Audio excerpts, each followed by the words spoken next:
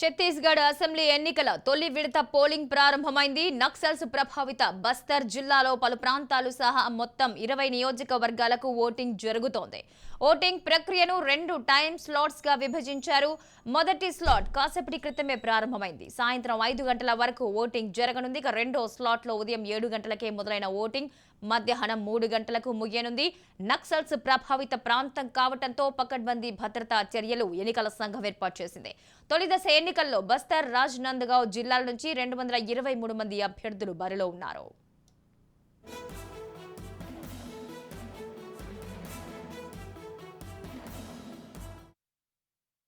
రాష్ట్ర వ్యాప్తంగా మొత్తం 4,78,681 మంది ఓటు హక్కు ఉపయోగించుకోనున్నారు.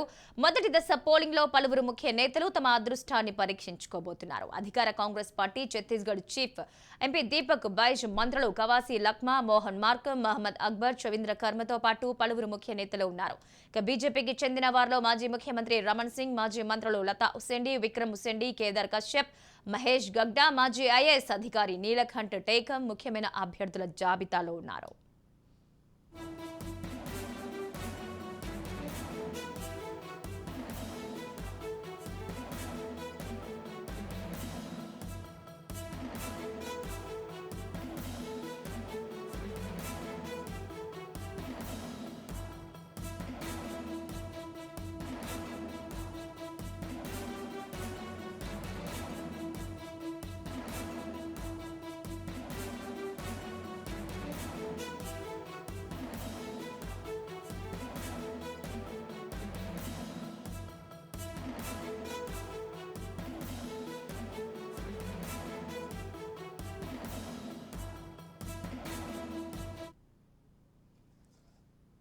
రైట్, ఇక ఛత్తీస్గఢ్ లో జరుగుతున్న తొలి దశ ఎన్నికలకి సంబంధించి మరింత సమాచారం ఉపేందర్ అందిస్తారు. ఉపేందర్, చెప్పండి.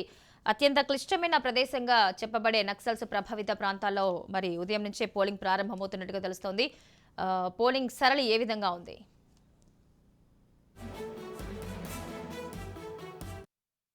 ఈ రోజు ఓట్ల పండుగ జరగబోతుంది. ఇక ఛత్తీస్గఢ్ లోని మొత్తం 90 అసెంబ్లీ స్థానాలకు గాను నక్సల్ ప్రభావితం అధికంగా ఉండే 20 సెగ్మెంట్ లో అయితే తొలి దశ పోలింగ్ కు సర్వం సిద్ధమైంది.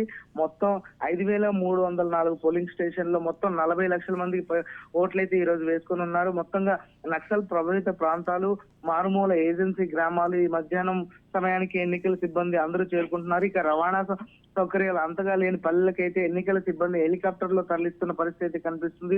ప్రధానంగా బస్తర్, అదేవిధంగా దంతెవాడ, కాంకేర్, కవర్తా, రాజ్నందగావ్ జిల్లాలోని మొత్తం 10 అసెంబ్లీ స్థానాల్లో ఉదయం 7 గంటల నుంచి మధ్యాహ్నం ఏదైతే 3 గంటల వరకే సాగనుంది. ఇక మిగతా 10 చోట్ల ఉదయం 8 గంటల నుండి సాయంత్రం 5 గంటల వరకు అయితే ఓటింగ్ నిర్వహించనున్నారు.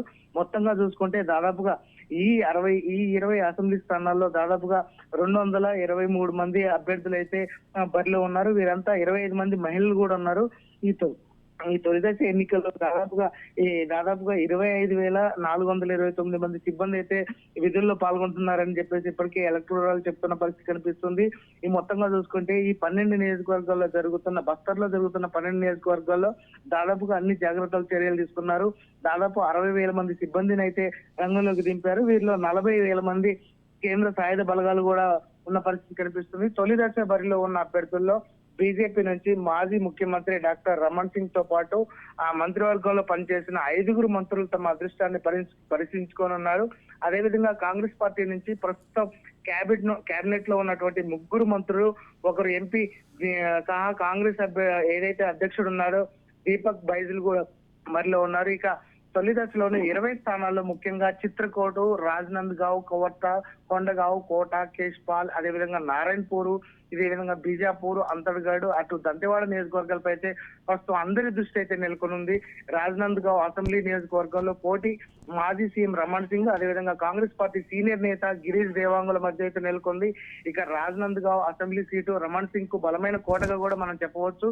ఎందుకంటే 2008 నుంచి 2018 వరకు ఈ స్థానం నుంచి గెలుపొందారు. ఇక రమణ్ సింగ్ కు పోటీగా కాంగ్రెస్ సీనియర్ నేత గిరీష్ దేవాంగన్ అయితే ఇక్కడ నుంచి బరిలోకి దింపింది. ఇక చిత్రకోట అసెంబ్లీ నియోజకవర్గ స్థానం నుంచి మాత్రం అటు రాష్ట్ర అధ్యక్షుడు దీపక్ బైజ్ బరిలో ఉన్నారు. ఇక బీజేపీ నుంచి వినాయక్ గోపాల్ దీపక్ కూడా సవాల్ కూడా విసురుతున్న పరిస్థితి కనిపిస్తుంది. ఇక కొండగావులో సిట్టింగ్ ఎమ్మెల్యే మోహన్ మార్కం కు కాంగ్రెస్ మళ్లీ టికెట్ ఇవ్వగా రమణ్ సింగ్ ప్రభుత్వంలో మంత్రిగా పనిచేసిన లతా హుసేన్దిని బీజేపీ రంగంలోకి దింపింది. ఇక కవర్తా అసెంబ్లీ స్థానం నుంచి భూపేష్ బగ్వేల్ ప్రభుత్వంలో మంత్రిగా ఉన్న మహమ్మద్ అక్బర్ ను కాంగ్రెస్ నుంచి బరిలో ఉండగా అక్కడ అక్బర్ ను ఓడించేందుకు బీజేపీ విజయ్ శర్మను అయితే రంగంలోకి దింపింది మహాలక్ష్మి. ఇక ఈ నియోజకవర్గం నుంచి దాదాపు 16 మంది అభ్యర్థులు బరిలో ఉన్నారు. కాగా ఒడిశా తెలంగాణ సరిహద్దులో ఉన్నటువంటి కోటా అసెంబ్లీ నియోజకవర్గంలో దాదాపు 24 ఏళ్లుగా కాంగ్రెస్ పార్టీ ఆధీనంలో ఉంది.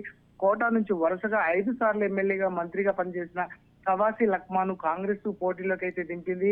ఈ 5 రాష్ట్రాలకు సంబంధించిన ఎన్నికల్లో ఇటు మిజోరాం లో కూడా ఈ రోజు ఏదైతే మొత్తం 40 స్థానాలకు ఉన్నాయి, ఈ 40 స్థానాల్లో కూడా ఈ రోజు కూడా అయితే ఎన్నికలు జరగనున్నాయి. మొత్తంగా లోక్సభ ఎన్నికలకు ముందు ఈ ఎన్నికల ఫలితాలు అయితే అటు కాంగ్రెస్ బీజేపీలకు రెఫరెండం గా మారుతాయని చెప్పవచ్చు. ఎందుకంటే ఈ నియోజకవర్గాలకు సంబంధించినటువంటి పట్టున్న నాయకుల్ని దింపారు. అదేవిధంగా ఇక్కడ కూడా ఏదైతే సమస్యాత్మక గ్రామాలు కావట్టు అదేవిధంగా సమస్యాత్మక పోలింగ్ స్టేషన్లు మాత్రం ప్రత్యేకంగా చర్యలు తీసుకుని అయితే భద్రతా బలగాలను దింపిన పరిస్థితి కనిపిస్తుంది. ముఖ్యంగా మనం చూసుకుంటే ఏదైతే బస్తర్ డివిజన్ లోని బీజాపూర్, నారాయణపూర్, అంతర్గఢ్, దంతెవాడ, కోట అసెంబ్లీ నియోజకవర్గ పరిధిలోని దాదాపు 149 పోలింగ్ కేంద్రాలను అయితే అటు భద్రతా కారణాల దృష్ట్యా సమీపంలోని పోలీస్ స్టేషన్లు, కేంద్ర సాయుధ బలగాల భద్రతా శిబిరాల వద్దకైతే తరలించారు. ఈసారి ఛత్తీస్గఢ్ లో మొత్తం 126కు పైగా కొత్త పోలింగ్ కేంద్రాలను కూడా ఏర్పాటు చేశారు. ఎందుకంటే ఛత్తీస్గఢ్ తొలివేత పోలింగ్ కోసం 3 అంచెల భద్రతను కూడా ఏర్పాటు చేశారు. నక్సల్ ప్రభావితం అధికంగా ఉన్న బస్తర్ డివిజన్ లో దాదాపుగా 600కు పైగా కొత్త పోలింగ్ బూత్లు అయితే ఉన్నాయి. వీటిలో పహారా కోసం మొత్తం 40,000 మంది కేంద్ర సాయుధ బలగాలను అదేవిధంగా 20,000 మంది పోలీసులు మోహరించారు. వీటితో పాటు anti Naxals cobra unit teams అదేవిధంగా మహిళా కమాండర్ డ్రోన్లతో కూడా విధులు నిర్వహిస్తున్నారు. స్కాడ్ ఏదైతే డాగ్ స్కాడ్లు బాంబు నిర్వీర్యం చేసే బృందాలతో అయితే గట్టి కాస్తున్న పరిస్థితి కనిపిస్తుంది. నక్సల్ కార్యకలాపాలకు పర్యవేక్షించేందుకు డ్రోన్లు అదేవిధంగా హెలికాప్టర్లు కూడా వాడుతున్నారు. ఇక ఛత్తీస్గఢ్ పోలింగ్ నేపథ్యంలో అటు తెలంగాణ, ఆంధ్రప్రదేశ్, మహారాష్ట్ర, ఒడిశా వంటి పొరుగు రాష్ట్రాల్లోనూ అంతర్రాష్ట్ర సరిహద్దుల్లోనూ ప్రత్యేక బలగాలను ఏర్పాటు చేసి పహారా కాస్తున్న పరిస్థితి కూడా ఇక్కడ కనిపిస్తుంది Mahalakshmi. Right, thank you Upender.